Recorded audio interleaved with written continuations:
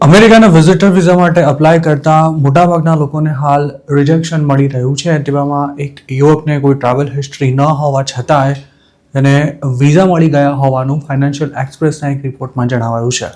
આ યુવકે કોલકાતામાં વિઝા ઇન્ટરવ્યૂ આપ્યો હતો, જેમાં તેને 8 સવાલ પૂછવામાં આવ્યા હતા અને આ તમામ સવાલનો તેણે ટૂંકો અને ટુ ધી પોઈન્ટ જવાબ આપ્યો હતો. ફાઇનાન્શિયલ એક્સપ્રેસ સાથે વાત કરતાં તેણે જણાવ્યું હતું કે લાઇનમાં તેની આગળ જે લોકો ઊભા હતા તેમાં મોટાભાગના લોકોની એપ્લિકેશન્સ રિજેક્ટ થઈ રહી હોવાથી તે પોતે પણ ટેન્શનમાં હતો.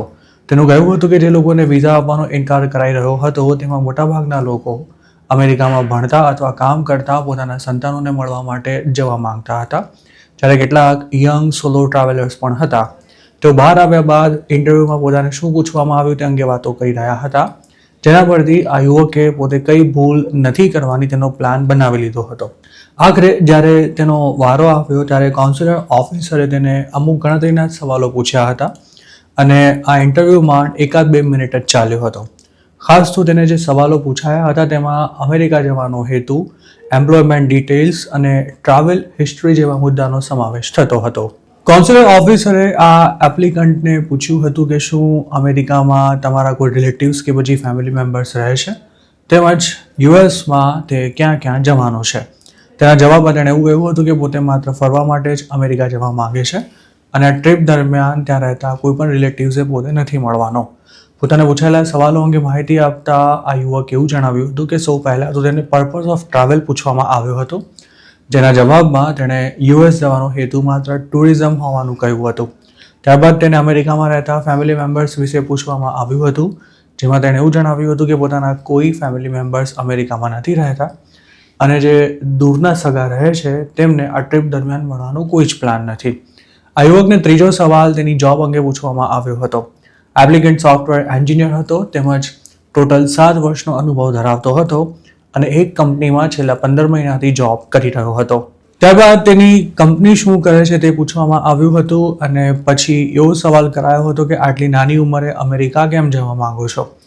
ઇન્ટરવ્યૂમાં કદાચ આ જ સવાલ સૌથી મહત્વનો હતો, જેના જવાબમાં આ યુવકે કહ્યું હતું કે પોતે ભલે યંગ દેખાતો હોય પણ મેરિડ છે, તેમજ એક બાળકનો પિતા પણ છે. ત્યાર પછી તેને એવું પૂછવામાં આવ્યું હતું કે તમે વાઇફ સાથે અમેરિકા કેમ નથી જઈ રહ્યા.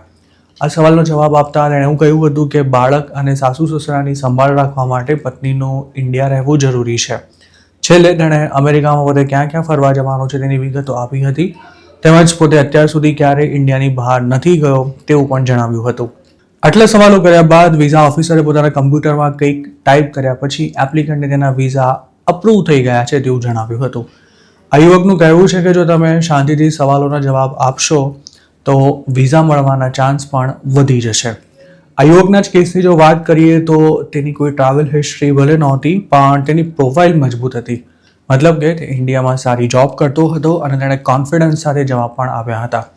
આ ઉપરાંત મહત્વની વાત એ હતી કે તે મેરિડ હોવા છતાં પણ એકલો જ યુએસ જવા માંગતો હતો, જે એવું દર્શાવે છે કે ઇન્ડિયામાં સારી જોબ અને ફેમિલી હોવાથી તે અમેરિકામાં રોકાઈ જશે તેવું માનવાને કોઈ જ કારણ નહોતું. જે લોકોના વિઝા હાલના દિવસોમાં રિજેક્ટ થઈ રહ્યા છે તેમાં મોટાભાગના એવા છે કે જેમની પ્રોફાઇલ યોગ્ય નથી. તેમના ફેમિલી મેમ્બર્સ અમેરિકામાં રહે છે કે પછી વિઝા ઓફિસરને તેમના જવાબ સાંભળીને એવું લાગે છે કે તેઓ ઇન્ડિયા પાછા નહીં આવે અને આ જ કારણે તેમને રિજેક્શન અપાય છે. ઘણા ગુજરાતીઓ અમેરિકા જવા માટે 2-4 દેશોમાં ફરીને ટ્રાવેલ હિસ્ટ્રી ઊભી કરી દેતા હોય છે, પણ તેનાથી અમેરિકાના વિઝિટર વિઝા મળી જ જશે તેની કોઈ જ ગેરંટી નથી હોતી.